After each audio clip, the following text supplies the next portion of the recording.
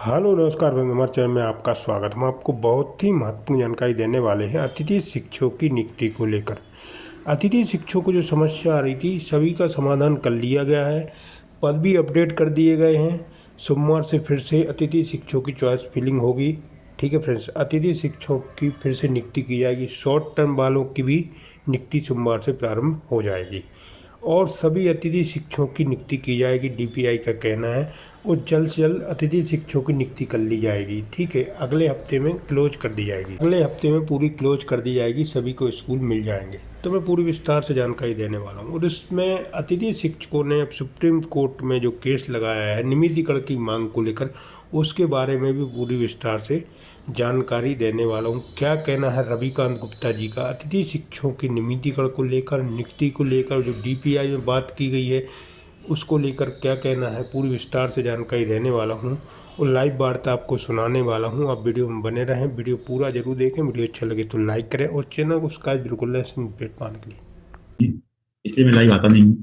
और शायद अब क्योंकि जब समस्याएं रहती हैं तो सभी लोग सुनते हैं, समस्याएं जब खत्म हो जाती हैं तो सब लोग ऐसे ही सो जाते हैं, और जब उन्हें समस्याएं जागृत होंगी तो फिर सब एक साइड से संगठन को दोष देना शुरू कर देंगे।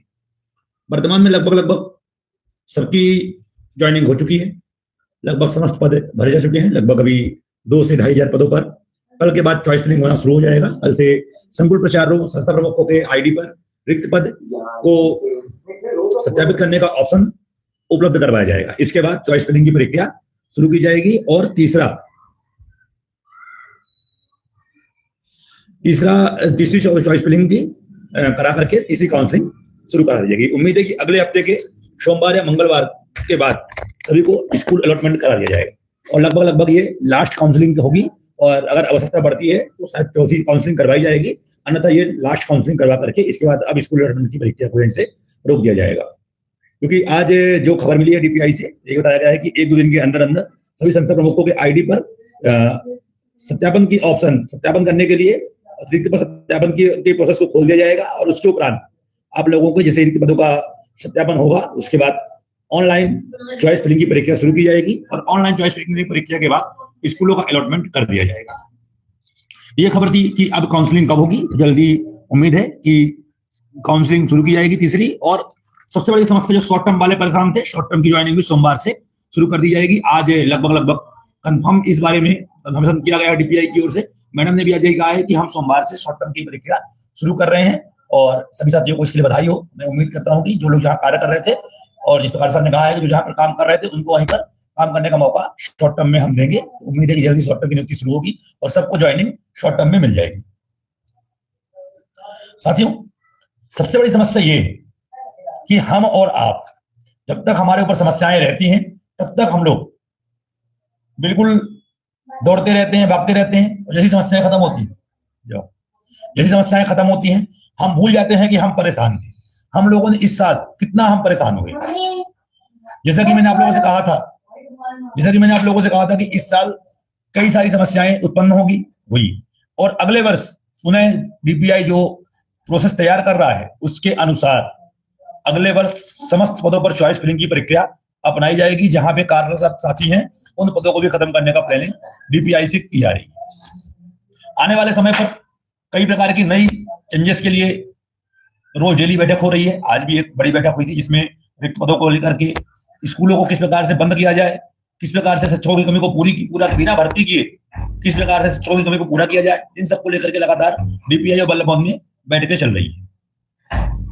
और मैं लगातार इस चीज से आप लोगों को आगाह करता भी आया हूं कि साथियों, अगर आप लोगों ने अभी समय रहते अपने आप को अपडेट नहीं किया तो आने वाले समय पर कई सारी मुसीबतों का सामना करना पड़ेगा। जो लोग बाहर हो गए, पिछले वर्ष काम किए, इस साल कई कारणों से बाहर हुए, जैसे कि आप सभी अच्छे जानते हैं कि इस साल ज्वाइनिंग के पहले पोर्टल पर पैनल अपडेट करने का ऑप्शन शुरू किया है। तो जिन लोगों ने पिछले वर्ष काम किया था उनका नाम अनिवार्यतः पैनल में ऐड करना था। कई सारे संकुल प्रचार, कई सारे संस्था प्रमुखों के द्वारा नाम ऐड नहीं किए गए और बेचारे वो बाहर हो गए। साथ में जिनके पद लॉन्ग टर्म के थे और गलती से संकुल प्रचारों ने उसे शॉर्ट टर्म में डाल दिया, आज वो लोग भी दर की ठोकरें खा रहे हैं और उनकी जगह पर नए लोग आके ज्वाइन कर लिए। साथ में जो 30% से कम रिजल्ट वाले थे लगभग तो ज्वाइन हो गए, पर अभी भी मुश्किल से 1000 लोग के लगभग लगभग 30% वाले भी बच्चे ऐसे बचे हुए हैं जिनकी स्कूलों में ज्वाइनिंग नहीं करवाई। लेकिन हमने क्या किया, आपने क्या किया, बस डीपीआई चक्कर लगाते रहे हम भी और आप भी। लेकिन उसका निराकरण क्या हुआ? कुछ भी नहीं हो पाया। मैं लगातार आप लोगों से अनुरोध करता रहा कि आप लोग कोर्ट का सहारा लीजिए, क्योंकि हाई कोर्ट से तो कुछ हो नहीं रहा है। आज भी एक भाई हमारे देवास से थे, एक ऑर्डर लेके आए थे, मैं आप लोगों को बता रहा हूँ, जिसमें उनका भी पक्ष सेम जैसा कि आप लोगों का हुआ है, मेरे पास आवेदन दे रहे हैं, डीपीआई में उन्होंने आवेदन दिया है कि उनका भी सेम जो प्रोसेस थी आप लोगों की वही प्रोसेस है। आप लोग चेक भी कर सकते हैं, ये केस नंबर इनका मैं बता दे रहा हूँ, WP 37626 ऑब्लिक 2024 ये केस नंबर था। और इस पे उन्होंने कोर्ट में यही केस लगाया था कि हमने पिछले वर्ष में कार्य किया है और हमें दोबारा कार्य करने का मौका दिया जाए।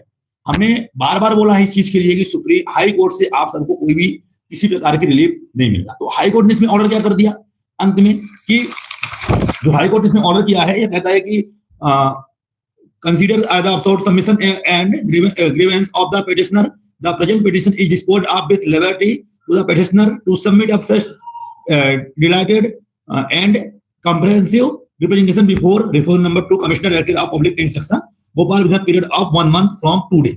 मतलब कहने का ये कि जो आवेदक है इसने केस लगाया है, वो जो हर केस में होता है अभी तक, जो आवेदक है वो डीपीआई के सामने एक फ्रेश आवेदन लगाएगा जिस पर Bhopal with the period of the month if such representation is submitted before the shared authority within the said period, the shared authority shall consider and decide the representation of the petitioner in accordance with law by passing a speaking and reasoned order within a period of 2 months from the date of receipt of representation, after affording opportunity of hearing to the petitioner as well as to the respondent number 6।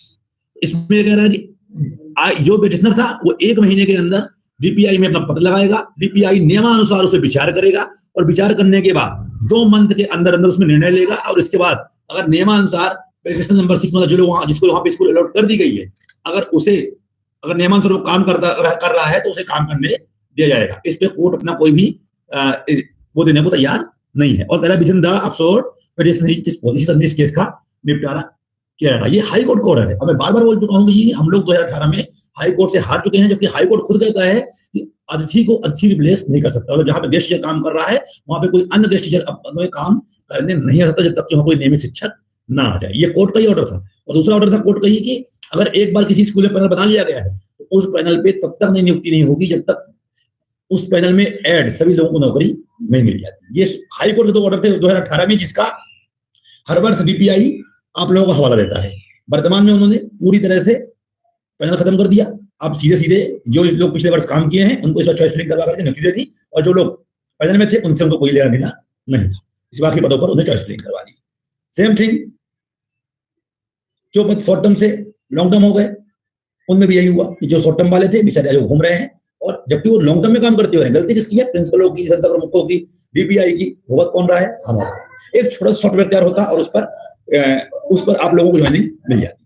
लेकिन तो DPI बिल्कुल इसमें थोड़ा भी हरकत किया। क्या कहा गया कि हम प्रचार पर कार्रवाई करेंगे। एक किसी संस्था प्रमुख पर, एक किसी भी प्रचार पर अभी तक कार्रवाई नहीं हुई। रोज डीपीआई वाले कहते हैं कि हम कार्रवाई करेंगे। कब करेंगे वो तो अब भगवान मालिक है। लगातार हम और आप बाहर होते जा रहे हैं, लगातार हमारे साथ बाहर होते जा रहे हैं। विभाग की भर्ती होने वाली है। वर्ग की लिस्ट दोबारा 3000 पदों पर जारी हो चुकी है और लगभग 2 से 3000 पदों पर 10 दिसंबर के पहले लिस्ट जारी होगी। लगभग बैकडोर से ट्रांसफर प्रक्रिया भी चालू है।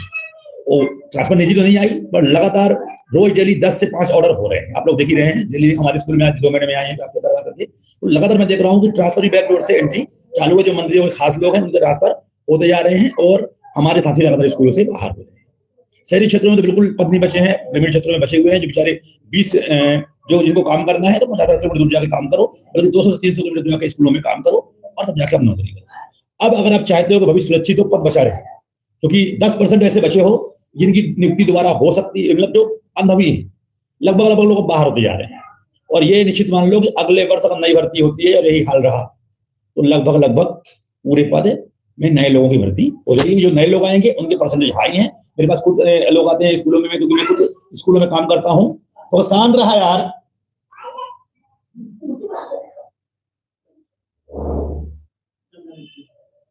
क्योंकि मैं खुद स्कूल में काम करता हूं, मैं रोज देखता हूं नए लोग आते हैं और जिनका स्कोर, जो नई भर्ती में एक भी साल काम नहीं किया है, वो लोग, उनका स्कोर देखो 222 223 मिलता है। मतलब कि उनके परसेंटेज 90 92% BSc MSc में दिख रहे हैं।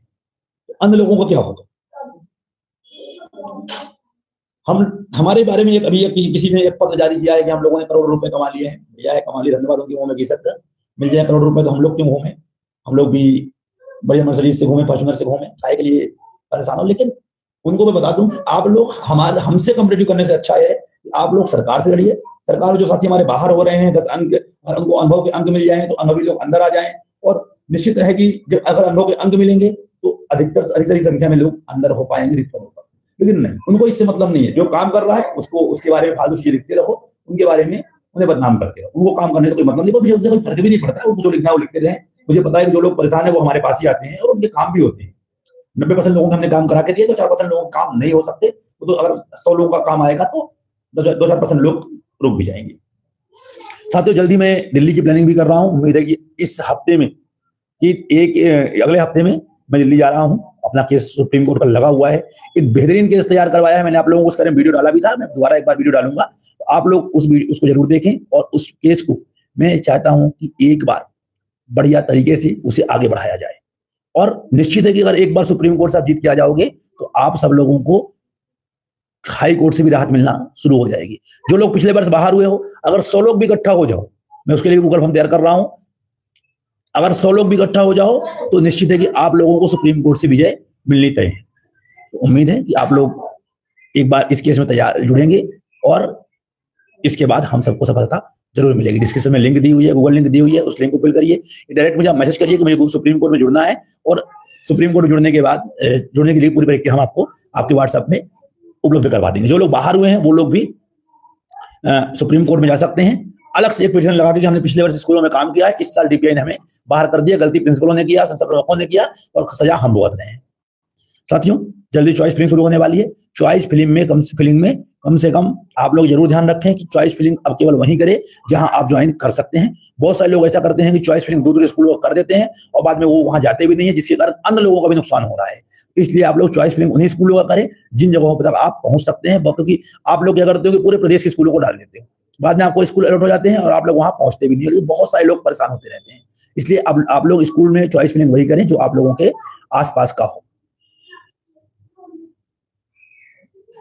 बिहार में हुआ, बिहार वालों ने लड़ा, बिहार वालों ने हाई कोर्ट से लेकर सुप्रीम कोर्ट तक आंदोलन सब कुछ किया। हम आप क्या कर रहे हैं? हम लोग तो बस फेसबुक व्हाट्सएप खेल रहे हैं, इसकी टांग खींचो उसकी टांग खींचो, बस यही हो रहा है। इसलिए बिहार में हो रहा है। बिहार का मुख्यमंत्री समझदार है, बिहार में चुनाव आने वाले हैं, और हमारे यहाँ तो बस हम BMS वाले हैं, हम समन्वय वाले हैं, हम आजाद वाले हैं। वो ऐसा कर रहा है, वो ऐसा कर रहा है, हमें कुछ करना नहीं है, बस एक दूसरे के ऊपर आरोप प्रत्यारोप। और जिसके जो स्कूल में लग गया, अब उससे 1 साल तक कोई मतलब ही नहीं है। जब अगले वर्ष वो बाहर होगा तब वो गाना गाएगा कि संगठन क्या कर रहा है। जो बाहर होते हैं वो संगठन का आरोप लगाते हैं, उन्हें मतलब ही नहीं है कि हम लड़े, हमारा क्या होना चाहिए, हमारा क्या नहीं होना चाहिए, कोई मतलब नहीं है, मुझे पता है। लेकिन जो लोग स्कूल से बाहर है वही लोग लड़ रहे हैं, जो लग गए उनसे कोई मतलब ही नहीं है। मैं वही व्यक्ति बैठा हूं जो दिन भर में 1000 फोन और 10 मैसेज देखता था। वर्तमान में जिनके काम हो गए, जिनकी ज्वाइनिंग हो गई, वो तो पढ़ के धन्यवाद देने भी नहीं आए होंगे। तो बहुत सारे वो लोग हम पैसा दिए, हमने ऐसा कर दिया। तो बहुत सारे लोग ऐसे भी हैं जो फालतू में कमेंट करते हैं हमने पैसे डाले हैं। जब मैं देखता हूं तो मालूम पड़ता है कि यार इतने रुपए ही दिया, अगर आप जोरा पीट रहा है। और बहुत सारे लोग ऐसे भी होते हैं जो बोलते हैं सर आप काम करा के दे दो, हम आपको बाद में कर देंगे, बाद में वो नंबर ही ब्लॉक कर देते हैं। यहाँ तो भी लोग मिलते हैं, पर कोई दिक्कत नहीं। पर मेरा अब अनुरोध यही है कि अब समय है आपके पास 6 महीने का। 6 महीने में आप सुप्रीम कोर्ट से जीत सकते हो तो जीत लो, अन्यथा फिर अगले साल तैयार रहो नई भर्ती के लिए। और निश्चित है अगले वर्ष नई भर्ती होनी है। आप लोगों को गूगल लिंक हमने उपलब्ध करवाई है, आप लोग गूगल लिंक को फिल करिए और अपनी जानकारी उपलब्ध करवाइए। साथ में फीस पेड करने की व्यवस्था भी है, पूरी व्यवस्था उसमें दी गई है। आपको उसमें आवेदन मिल जाएगा, शपथ पत्र मिल जाएगा, आपके क्या क्या डॉक्यूमेंट्स उसमें अपलोड करने हैं वो सब कुछ आपके डिस्क्रिप्शन में दिया गया है। आप लोग जैसे ये वीडियो चल रहा है, मैं आप लोगों को दिखा रहा हूँ, जैसे वीडियो चल रहा है, ये आप लोगों को डिस्क्रिप्शन में लिंक कहाँ से मिलेगी, जैसे वीडियो चल रहा है। आप लोग बहुत लोग जानते भी होंगे, मैंने वीडियो भी डाला था उसके लिए, आप लोगों ने देखा भी होगा कि कैसे आप लोगों को करना है। जैसे मेरी वीडियो चल रही है, कैसे आप लोगों को करना है, इसे आप लोग मोबाइल में देख पा रहे होंगे। आप मोबाइल से भर सकते हैं, या आप लोग जाकर के कंप्यूटर वाले खान से भरवा सकते हैं, या डायरेक्टली आप अपना PDF में पूरे डॉक्यूमेंट्स मुझे भेज सकते हैं। जैसे कि आप ये देख रहे हो, ये वीडियो चल रहा है, इस वीडियो पे जैसे ही इसमें क्लिक करेंगे आप, ये देखिए आप खुल गया और ये आ गया गूगल लिंक, यहाँ पे उंगली निशान दिया हुआ है, और इसमें से आप लोग गूगल फॉर्म फिल कर सकते हैं। तो गूगल फॉर्म फिल करिए, उसमें कोई जानकारी है जो नहीं कर पा रहे हैं तो आप डायरेक्ट डॉक्यूमेंट्स भेज दीजिए और पेमेंट फीस डाल दीजिएगा। आप लोगों का नाम सुप्रीम कोर्ट याचिका में जोड़ दिया जाएगा। जिन लोगों ने जो लोग सुप्रीम कोर्ट याचिका में जुड़े हुए थे और उनके द्वारा आधी फीस जमा की गई थी, आधी फीस जमा नहीं की गई थी, अगर वो चाहते हैं तो वो लोग भी अपनी फीस जमा करके सुप्रीम कोर्ट याचिका में अपना नाम जुड़वा ले। अन्यथा इसमें जो लिस्ट अपनी गई है 70 लोगों की के नाम थे उसमें, और 70 लोगों के नाम ही सुप्रीम कोर्ट में जुड़े हुए हैं। बाकी जो लोग हाई कोर्ट में 120 लोग गए थे उनके नाम हमने काट दिए हैं। मैं अभी नाम बोल रहा हूँ, तो नाम सुन ले। अगर इन लोगों ने, इनमें से किसी ने फीस जमा की है तो मुझे फोन करके बता दे कि हाँ हमने फीस जमा कर दी है। शायद मैं